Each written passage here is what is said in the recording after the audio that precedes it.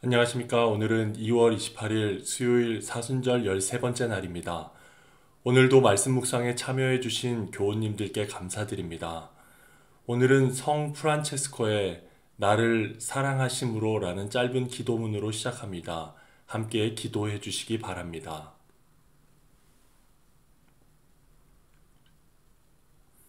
주여, 나를 사랑하심으로 황공하옵게도 당신이 죽으셨나이다. 당신 향한 사랑 때문에 나도 죽을 수 있게 도와주소서. 당신의 꿀 같은 사랑으로 내 마음을 달게 하시고, 당신의 불 같은 사랑으로 하늘 아래 모든 것으로부터 내 마음을 빼내어 가지소서. 기도 가운데 성령님께서 조명해 주시는 부분을 놓고 잠시 기도하겠습니다.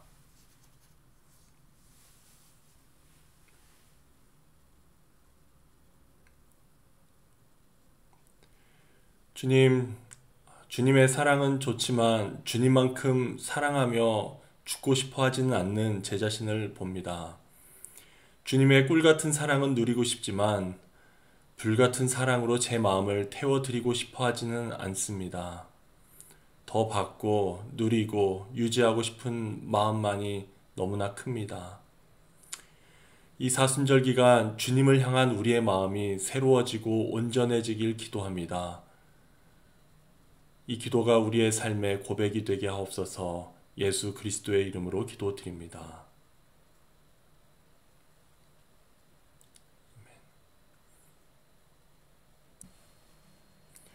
오늘 함께 묵상하실 말씀은 마가복음 12장 18절에서 27절까지의 말씀입니다.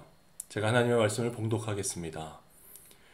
부활이 없다고 주장하는 사두개파 사람들이 예수께 와서 물었다.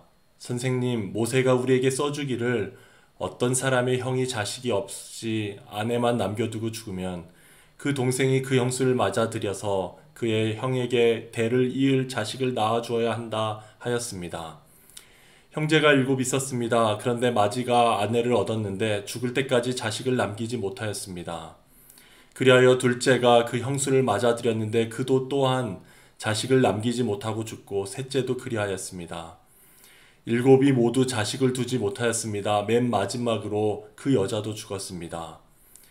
그들이 살아날 부활 때 그 여자는 그들 가운데 누구의 아내가 되겠습니까? 7이 모두 그 여자를 아내로 맞아들였으니 말입니다. 예수께서 그들에게 말씀하셨다. 너희는 성경도 모르고 하나님의 능력도 모르니까 잘못 생각하는 것이 아니냐. 사람이 죽은 사람들 가운데서 살아날 때에는 장가도 가지 않고 시집도 가지 않고 하늘에 있는 천사들과 같다. 죽은 사람들이 살아나는 일에 관해서는 모세의 책에 떨기나무 이야기가 나오는 대목에서 하나님께서 모세에게 어떻게 말씀하셨는지를 너희는 읽어보지 못하였느냐. 하나님께서는 모세에게 말씀하시기를 나는 아브라함의 하나님이요 이삭의 하나님이요 야곱의 하나님이다 하시지 않으셨느냐.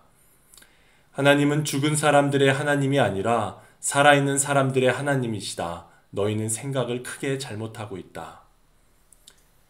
방금 봉독해드린 본문을 한 번 더 눈으로 읽어보시기 바랍니다.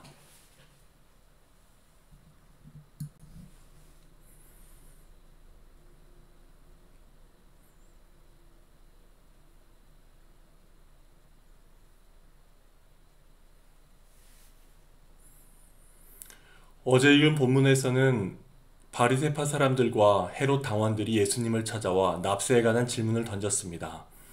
예수님께서는 모두가 경탄할 만큼 지혜롭게 대답하셨습니다. 형제의 것은 황제의 것은 황제에게, 하나님의 것은 하나님께 돌려드려라. 이 대답으로서 세금 문제로 예수님을 책잡으려 했던 그들의 음모는 수포로 돌아갔습니다. 그러자 기다렸다는 듯이 곧장 다음 타자들이 나섭니다. 이번에는 사두개파 사람들이었습니다. 예루살렘의 종교 지도자들은 자신들의 사상이나 파벌에 상관없이 예수님을 공동의 적으로 여기고 있었습니다. 하나같이 예수님을 책잡아 넘어뜨리려고 애쓰는 장면이 계속되고 있습니다. 오늘 본문에 들어가기 앞서 여기 나오는 사두개파 사람들에 대해 잠시 말씀드려야 할 것 같습니다. 예수님 당시 유대인들 가운데는 3대 종파가 있었습니다. 당시 유대인들에게 존경을 받던 바리새파와 분리주의자들처럼 따로 엄격한 규칙을 따라 살던 에세네파 그리고 사두개파가 있었습니다. 솔로몬 때 대제사장 사독에서부터 유래된 이름으로 알려진 사두개파에는 몇 가지 특징이 있었습니다. 먼저 그들은 대제사장 그룹과 귀족층 인사들로 구성되어 있었습니다. 대중적인 인기는 없었지만 당시 정치적, 종교적으로 상당한 영향력을 미치는 집단이었습니다. 그들은 예루살렘에 집중되어 사는 부유하고 세속적인 계층이었습니다. 반면에 그들의 신앙은 보수적이었습니다. 그들은 단지 토라라고 불리는 모세 오경만을 중시했습니다. 그 이외의 예언서나 성문서들은 성경으로 간주하지 않았습니다. 구전된 율법도 거부했습니다. 사두개파가 이처럼 교리적으로는 철두철미하게 보수적 경향을 띄었으나 생활면에서는 현세지향적인 이율배반적인 사람들로 보는 학자들도 있습니다. 마지막 특징으로 사두개파 사람들은 부활을 믿지 않았습니다. 마가복음의 저자는 사두개파를 설명하며 딱 한 가지만을 말합니다. 부활이 없다고 주장하는 사두개파라고 했습니다. 이들이 부활을 부정했던 이유는 모세오경에 부활에 관한 언급이 없기 때문입니다. 실제로 부활 사상은 예언서에 아주 드물게만 나타나며 구약과 신약의 중간기에 이르러 전성기를 이루었습니다. 사두개파 사람들은 부활을 정통성이 없는 위험한 사상이라고 생각했습니다. 이런 사두개파 사람들이 예수님께 나와 질문을 합니다. 모세오경 중 결혼법에 관한 내용인 신명기 25장의 내용으로 질문합니다. 그 율법의 내용은 형이 자식 없이 죽는 경우 동생이 형의 아내를 취해 자식을 낳아 형의 가문을 세워주는 소위 계대 결혼법 혹은 형사 취수법입니다. 사두개파 사람들은 어떤 가상의 예시를 듭니다. 7형제가 있었습니다. 첫째 형이 아내를 얻었는데 죽을 때까지 자식을 남기지 못했습니다. 그리하여 둘째가 그 형수를 맞아들였습니다. 그 또한 자식을 남기지 못하고 죽었습니다. 셋째, 넷째 그렇게 7형제 모두 순서대로 의무에 따라 아내로 맞아들였지만 자식을 낳지 못하고 죽었습니다. 맨 마지막으로 그 여자도 죽었습니다. 이제 부활 때 그 여자는 그들 가운데 누구의 아내가 되겠습니까? 라고 묻습니다. 부활 후에 한 침실에 7형제가 있게 되는 난처한 모습을 보여주듯이 질문을 합니다. 사두개인들은 이런 극단적인 경우를 이용하여 부활 사상을 공격하려고 했습니다. 그들이 신봉하는 모세의 율법은 부활 후 세계에서의 부부관계를 고려하고 있지 않다고 보았습니다. 고로 부활은 있을 수 없다고 단정지었습니다. 이제 이 사두개파 사람들이 심혈을 기울이면서 던진 질문에 대해 예수님께서 두 부분으로 나눠서 대답을 하십니다. 먼저 그들은 성경도 모르고 하나님의 능력도 몰라서 잘못 생각하고 있다고 말씀하셨습니다. 성경도 모르고 하나님의 능력도 모른다. 그들의 전적인 무지를 강조하신 표현입니다.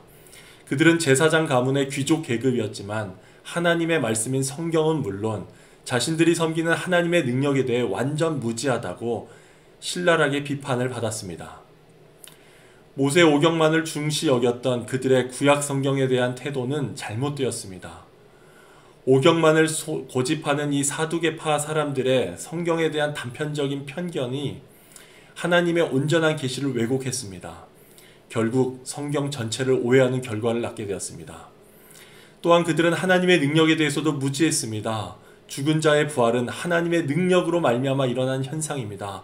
자신들의 제한된 지식과 상상력을 근거로 모든 불가능을 가능케 하실 수 있는 하나님의 능력을 부인했습니다. 예수님께서는 이어서 그들이 잘못 생각하고 있는 부분이 무엇인지 구체적으로 설명해 주십니다. 부활 때에는 더 이상 결혼 제도가 없고 하늘의 천사들과 같게 될 것이란 설명이었습니다. 부활 후의 세계는 결혼하여 아이를 낳고 그 아이는 또 커서 결혼하는 이 현세의 질서와는 전혀 다른 세계임을 말씀하십니다. 부활 후 천사와 같게 될 것이라는 말씀은 천사와 같은 지위를 갖게 된다는 말씀은 아닙니다. 단지 부활 후 결혼 문제에 있어서, 즉 부활한 인간의 성적이고 생식적인 문제에 있어서 이 땅에서와는 전혀 다른 존재가 된다는 의미입니다. 부활한 후에는 더 이상 대를 이을 필요가 없어집니다.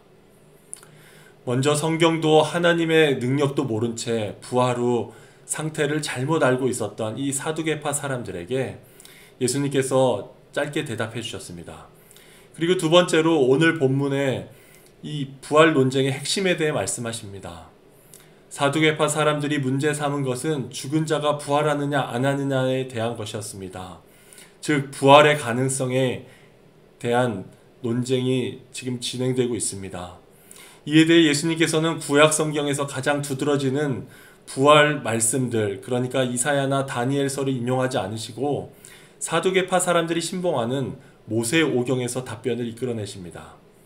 출애굽기 3장 6절에 나오는 말씀, 하나님께서 모세에게 나는 아브라함의 하나님이요 이삭의 하나님이요 야곱의 하나님이다 라고 하신 말씀을 인용하십니다. 그리고 곧장 하나님은 죽은 사람들의 하나님이 아니라 살아있는 사람들의 하나님이시다 라고 설명하십니다. 하나님께서는 이미 죽은 사람들의 이름을 거론하시면서 마치 그들이 살아있는 사람처럼 말씀하셨습니다. 물론 그들은 아직 살아나지 않았습니다. 그들은 분명 죽어 있었지만 하나님께서 그들을 산 자들이라고 말씀하신 것으로 보아 논리적으로 언젠가 이들이 살아날 것을 암시합니다. 하나님께서 미래에 그들을 죽음에서 살리실 것이 분명합니다.